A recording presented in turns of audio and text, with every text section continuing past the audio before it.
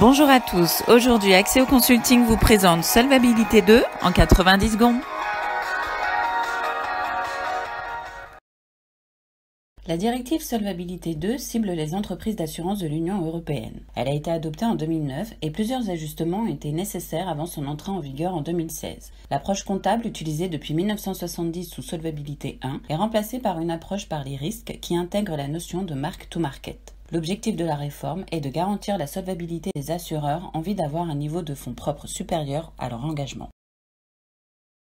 Elle s'appuie sur 3 piliers tout comme BAL2 pour les banques. Le pilier 1 définit les normes quantitatives et 2 niveaux réglementaires, le SCR, le coussin anti-choc majeur, et le MCR, le minimum de fonds propres requis. L'approche standard du SCR traite tous les types de risques, l'utilisation d'un modèle interne est possible. Le pilier 2 fixe les normes qualitatives via une évaluation interne des risques et de la solvabilité. Le régulateur peut imposer un capital supplémentaire. Le pilier 3, quant à lui, définit le cadre des publications spécifiques à destination du public et de l'organisme de contrôle.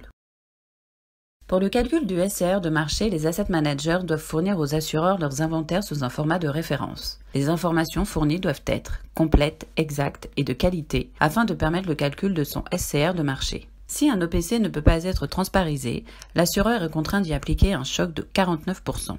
Chaque investissement est alors choqué en fonction de ses caractéristiques propres. Par exemple, une obligation corporate BBB de maturité 15 ans impactera les chocs de taux, spread et concentration. L'action Apple, quant à elle, impactera les chocs action, change et concentration.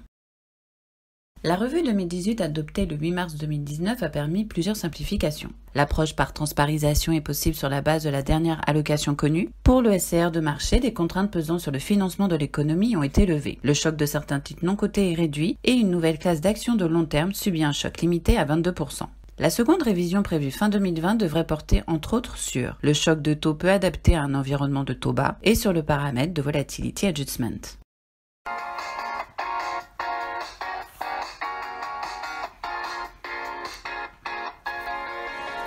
Pour découvrir tous nos autres tutos, rendez-vous sur notre chaîne Axéo Consulting.